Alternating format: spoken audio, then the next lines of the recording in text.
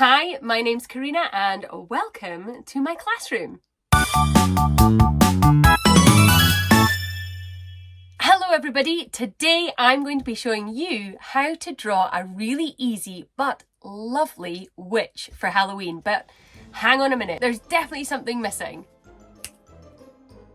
That's better. Right, enough of the costumes. Let's get started. You're going to need a pencil, some paper, and of course, pumpkins. Right, come and join me down at the table. Let's go. And welcome to my desk. The main idea behind today is for me to show you the basics of how to draw a witch, and it's up to you how you interpret that and turn it into your own. So I really don't expect them all to turn out looking exactly like mine. You're welcome to copy if you want to, but see if you can add your own creative slant.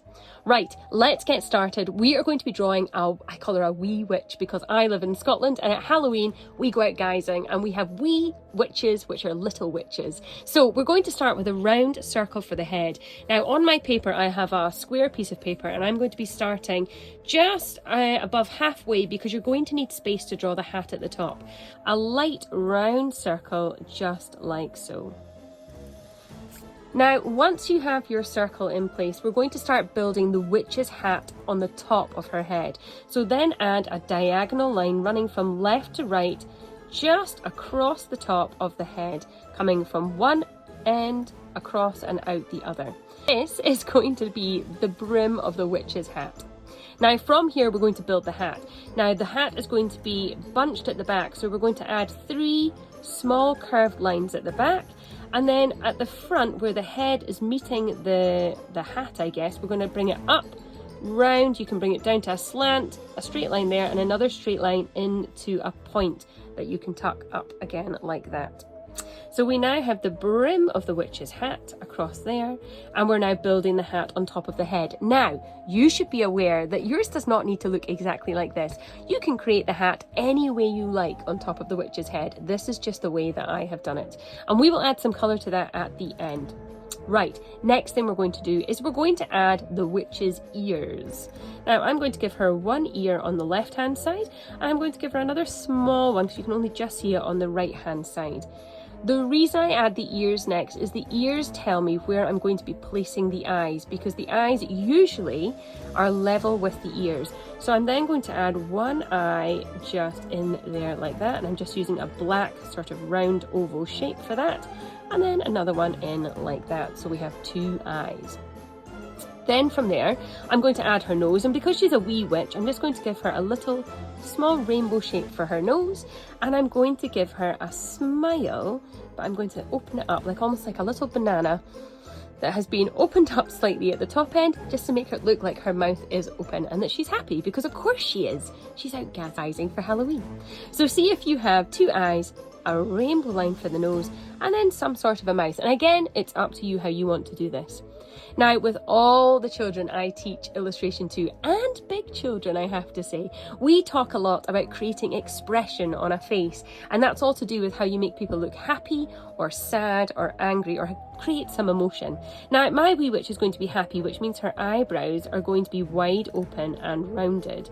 But maybe if you have time, you might experiment with doing eyebrows in different places in different ways. Usually short, sharp lines down the way we create angry eyebrows, or you could have one up or one down, or you could do them any way you like. Right, we've got her face done. We will come back to the hair at the end. We're now going to focus on her body. Now, I keep it very simple because she's a wee witch. She's just going to have a round oval shape for her tummy. So I'm going to bring it right the way down like that.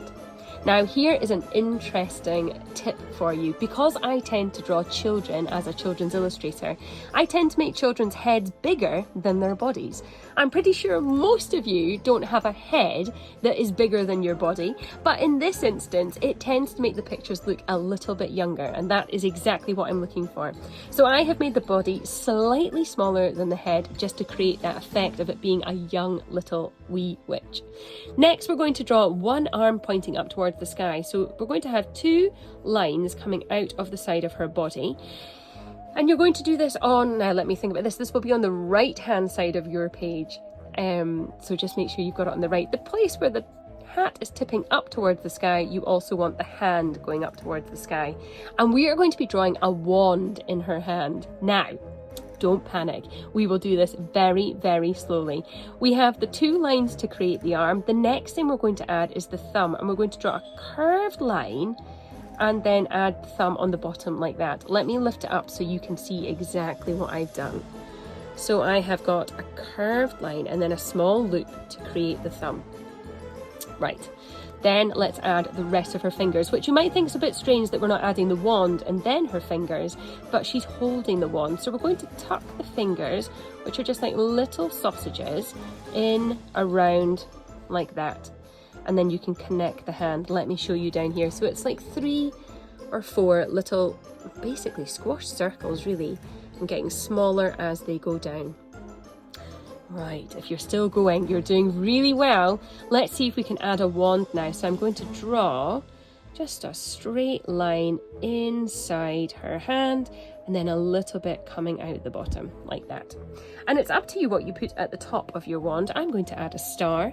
If you would like to add a star, it's just a series of triangles like that, and it doesn't have to be a perfect star. Mine usually are not perfect stars. So you can add a star, or you could even put a circle, or equally you could be very Harry Potter and just put nothing at the top.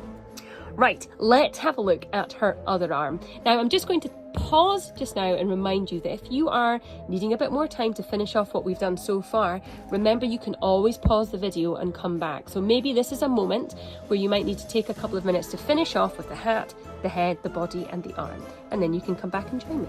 But for those of you that are managing to keep up, let's do her other hand.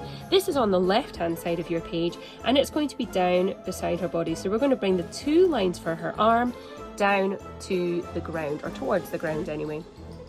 Now, those of us like to go out at Halloween. If you are in America, I'm pretty sure you go trick-or-treating, but when you're in Scotland, we go guising. So we have buckets that we put all our special things in after we've done our party piece. Sometimes when we go to houses, we might sing a song or tell a joke or do a trick to impress people, and that way we can have the reward. And we put it in our buckets. So we're going to have her holding a bucket. And we're going to do that. I like her having a bucket. She's just going to have her fingers wrapped around the top of the bucket, and you're just going to be drawing those sausages again, pointing up the way, like so. So I've added 4 because the thumb's going to be tucked in behind somewhere, so I wouldn't worry too much about that. People don't look that closely at art. You'd be surprised how many fingers we can draw on things without people noticing. But you can add the 4 sausages along like that before adding a line round either side, a curved line either side on the left and right, before creating a Halloween bucket. Add that in like that. And to make it a Halloween bucket, we could add a pumpkin face on it as well. Or any face that you would like, really. Right, let's see what we can add next. She's going to need the rest of her body, of course, so I'm going to be adding that now. And I'm going to give her a bit of a skirt. So I just use a really squiggly line. There's nothing very fancy about this. A bit of a squiggly line. It might come out the other side of her arm if I want it to, and I just squiggle it all the way around. Then we're going to add her legs down below, so that's another 4 lines in total. And I'm going to give her witchy boots, because probably when she's outside it is very cold and she will need boots to keep her feet warm. It may well have been raining. And I just sketch them in really loosely. I don't do anything fancy with those at all. I guess you could make them more witchy if you really wanted to, but I just add them in however I like. Once we've finished the feet, the last thing I always say to people before we go back and add the detail is make sure her feet are grounded. And by that I mean I usually draw a bit of a squiggly line to show where the ground is. So see if you can ground her feet into the earth so that we know she's standing and not floating. Once you have done that, this is definitely the fun part. You can go back and add any detail that you want to your witch's costume. Now, I'm going to keep it really simple, and I'm just going to add another star to her tummy. I might add some stripes to her arms, give her those witchy stripes, coming down like that. I might even add some stripes to her tights, like so. They don't have to be super neat. Remember, this is just fun drawing, and I'm going to add a bit of extra squiggle on the side of her skirt as well. And we're also going to look at her hairstyle. Now again, you might want to pause to add your decoration and detail to your witch, or you could keep coming along with me and we are going to continue with the hair. I'm going to give her short, sharp hair. So usually for hair, I do add a bit of shading first, which creates what I call a bit of depth to the pictures. And this is where the hair is going to sit. So I use the side of the pencil to see if I can add a little bit of a shadow behind where I think her hair is going to fall. Now remember, it's fine if the hair comes in front of her face. Indeed, that is what happens for most of us, is that our hair will come in front of our face.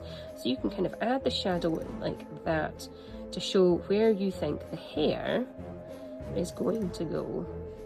Now, once you've created that shadow, you can then go to the tip of your pencil rather than the side. So we've been using the side for the shading.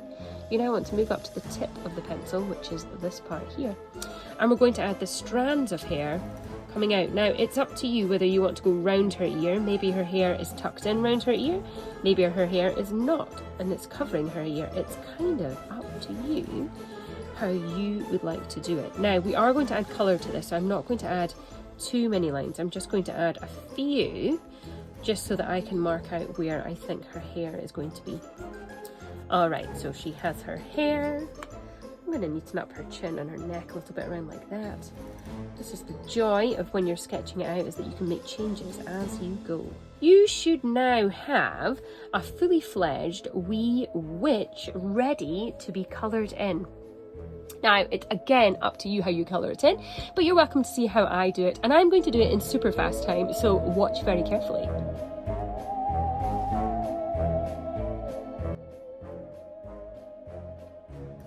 Just to show you, to finish off her magical powers, I'm going to add a slight glow using the side of the pencil around her magic wand, so it looks like it is indeed lighting up. And as with every artist and every picture they create, it's always important that you make sure that you sign your artwork. And that means by putting your name on it somewhere to make sure that everybody knows that you are the owner of this creation. So I'm going to put my signature down here at the bottom, but make sure that you also sign yours as well. And that is how to draw a wee witch. I hope you've all had fun drawing along today, and I hope you have a happy Halloween. See you next time.